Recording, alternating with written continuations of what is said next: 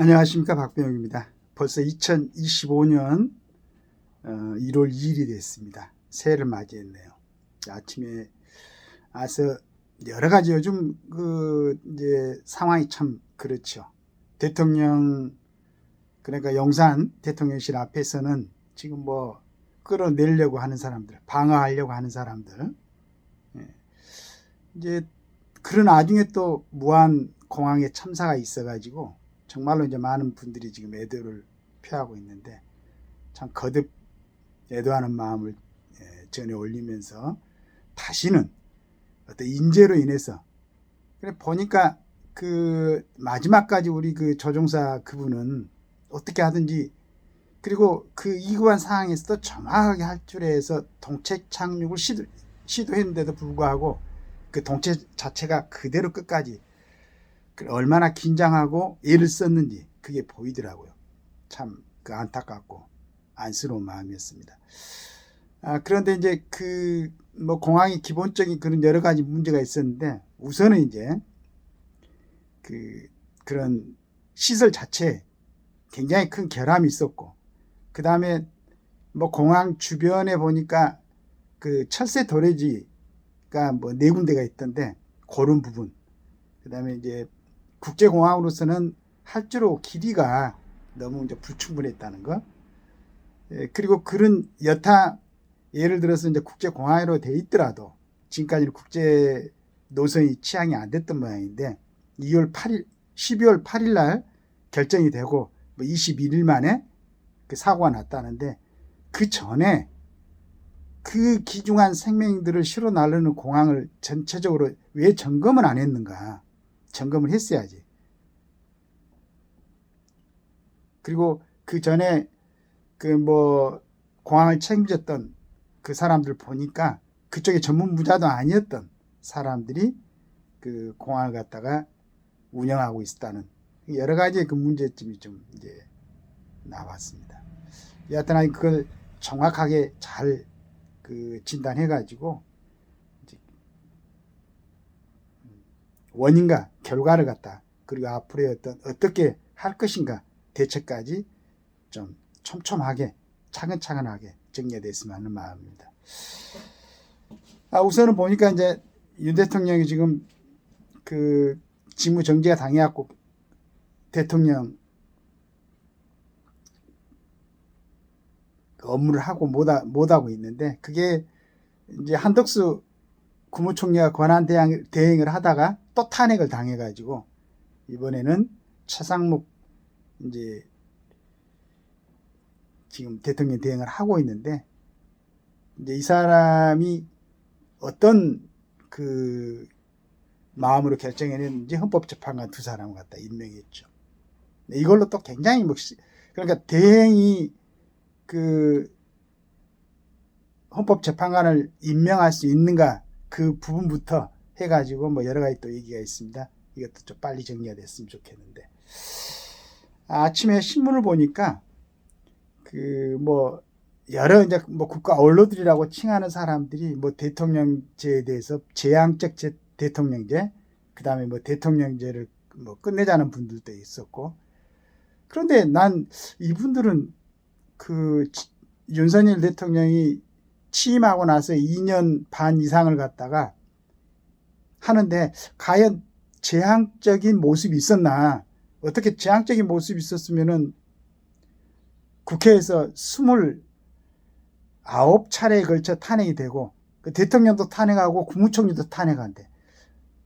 그래서 그걸로 인해서 이렇게 어수선한데, 우리 같은 전문가가 아닌 사람들은 이게 과연 재앙적 대통령죄로 일어난 문제인가, 그렇지 않으면은 재앙적인 입법부에 의해서 일어난 문제인가, 그런 부분이 설명이 돼야지.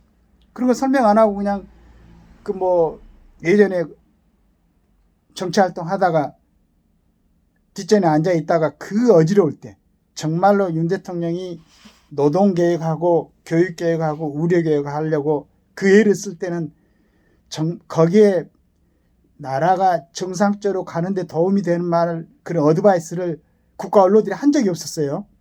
오히려 어떤 뭐 사람들은 그냥 뭐 강복 같은 그런 문제로 인해 가지고 국민들이 갖고 있는 어떤 뭐 정체성까지 흔들려고 노력을 하는 그런 모습들을 보였었는데, 이제 대통령이 직무 정지를 당하고 저라고 꼼짝 못하고 있는 상황에서 그 대통령 대항 권한 대행이 국무총리 탄핵되고, 또 뭐 경제기획원 장관입니까? 또 뭐 그러니까 경제 분야에 이 경제 셈법만 하던 사람이 대통령 권한 대항을 하고 있는 이런 어지러운 상황을 어떻게 초래됐는가? 그 원인부터 규명을 해야지. 탄핵을 대통령이 했습니까? 어디서 지금 헌법사에서, 대한민국 헌법사뿐만 아니고 요 근세에 들어가지고 어느 나라에서 탄핵이 일정 기간, 그 짧은 기간에 2년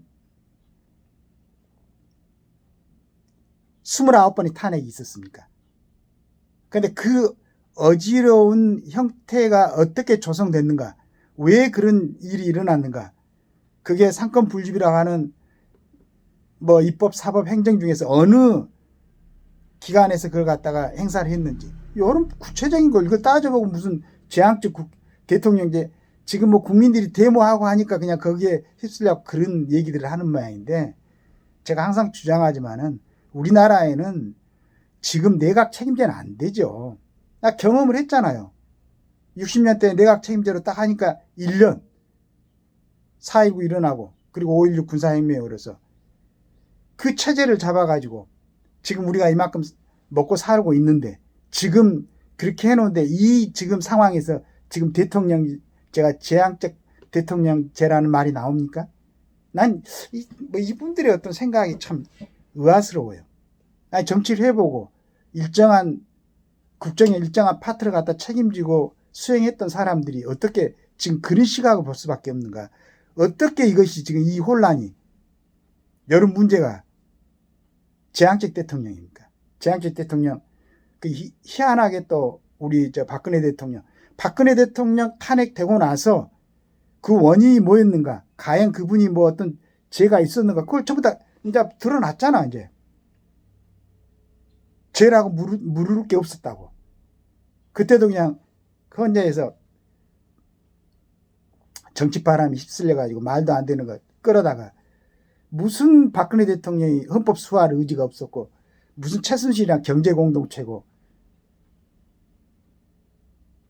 지금 이렇게 만들어진 상황에 대해서 한번 구체적으로 지금 문제가 있을 때, 우리처럼 힘없는 서민들은 제대로 주장을 못할 때, 그때 좀 힘있는 사람들, 지금 뭐 신문에 이렇게 막 웃으면서 나와가지고 무슨 제왕적 대통령제도 끝내버리고 모든 것이 대통령제에 있는 것처럼 이렇게 얘기를 하고, 또 어떤 젊은 친구는 87년도 헌법체제를, 이런 참 책임없는, 이렇게 책임없는 사람들이 국정의 일부분을 담당을 하고 있으니까 나라가 이렇게 어지러운 거지. 그리고 지금 공수처에서도 대통령 체포영장 발부하고 한다고 그러는데, 이걸 먼저 나 설명을 했으면 좋겠어. 자, 우리 나와서 뭐 대통령제 운운을 하는 사람들, 공수처가 법률상으로는 내란죄를 갖다 수사할 수 없다고 돼 있는데 어떻게 공수처가 대통령한테 영장 발부를 하는가? 그 다음에 공수처에서는 기존의 모든 영장, 공수처가 관할하는 제기하는 그 소처에 대해서는 1심 재판관이 중앙지법으로 돼 있는데 왜 서울 서부지법원에다가 영장을 청구했는가? 그 다음에 군사보호지역으로 돼 있는 대통령실 주변을 갖다가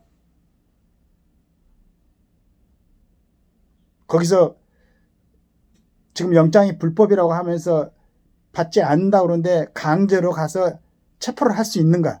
이런 부분부터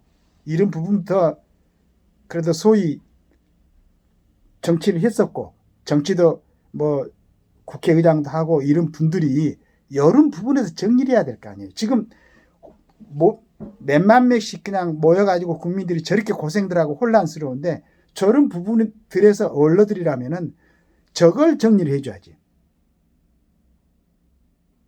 뭐 대통령이 당신 뭐 그냥 체포영장 그거 받아야 된다 라든지, 공수처너 지금 법에도 없는 내란죄를 네가 왜 수사하고 네가 왜 영장을 청구하느냐 라고 하든지, 그런 얘기는 안 하고 진짜로 지금 직면해갖고 아주 시급한 문제, 진짜 하급한 문제, 이거에 대해서는 얘기를 안 하고 무슨 지금 대통령제를 갖다가 바꾸고 버리고 무슨 제왕적 대통령, 아니 제왕적 대통령들 같으면 무슨 박근혜 대통령이 탄핵을 당하고 윤석열 대통령이 탄핵을 당하고 그러냐 말이지. 말도 안 되잖아.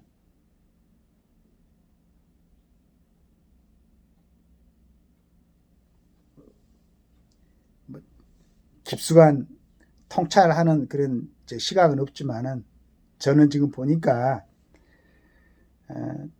국회에서 대통령을 탄핵할 수 있다면 대통령한테도 국회 해산권을 줘야지. 이게 균형이 맞지. 그렇지 않겠습니까? 그래야 나라가 조용해지지. 그 다음에 우리 장기표 선생이 평생 동안 외쳐왔던, 물론 전반기는 아니었지, 전반기에서는 진짜 그분처럼 또 아주 극렬하게 독재를 갖다가 향해서 대항을 하고 했던 분이지만은, 그분이 보니까 역시 이승만 대통령이나 박정희 대통령이 대한민국 그 상황에서는 그럴 수밖에 없었다는 것을 인정을 하고, 지금의 문제는 국회의원들의 문제가 있다, 특히나 국회의원 특권의 문제가 있다 이래가지고 돌아가실 때까지 그 얘기를 했잖아요.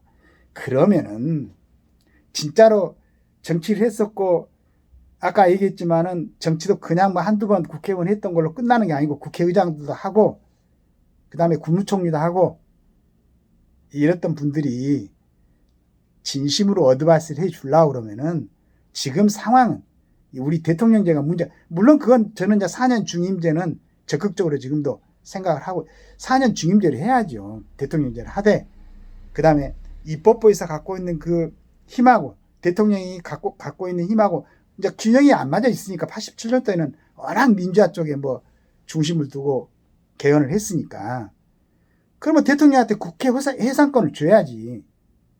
그리고 국회의원들한테 특권을 갖다 조절해가지고 면책특권, 불체포특권 이렇게 해놓으니까 얼마나 그냥 국회 안에서 이건 뭐 국민들이 참 보기에 혐오스러울 정도로 언행을 갖다 하고 이런 모습이 보이는데, 이런 부분을 지적을 해야지. 소위 국가 언론들이란 분들이 다시는 제왕적 대통령이라는 말도 안 했으면 좋겠어요. 아니, 생각해봐. 무슨 지금 제왕적 대통령이야. 제왕적 대통령에 대해서 국회에서 탄핵이 29번이 들어올 수가 있습니까? 당사자도 탄핵시켜버리고 대행하고 있는 국무총리도 탄핵시키고, 거기다 지금 대통령 국무총리 대행을 하고 있는 사람이 경제 분야만 알고 있는 최상무이라는 사람, 그 사람한테 대통령 권한대행을 시켜놓고 국방부 장관, 경찰청장, 서울청장, 방첩사령관, 수방사령관, 이건 뭐 주한미군이 지금 대한민국 땅에 없으면은 김정은이 바로 내려올 뻔했어 지금. 그런데도 주한미군 철수하자는 사람들도 있고, 이 친구들은 그냥 전부 집합시켜갖고 판문점 통해서 이북으로 보냈으면 좋겠어요.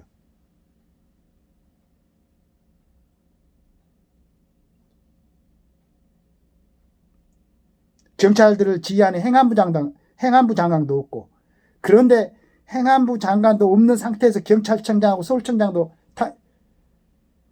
수사했고 지금 감옥에 집어넣고 말이지. 그래 놓고 이런 상황인데 무슨 대통령이야, 제왕적 대통령이야. 정신들이 있는 거예요, 없는 거예요, 진짜. 이때 만약에 북한에서 내려오면 어떻게 할 거야?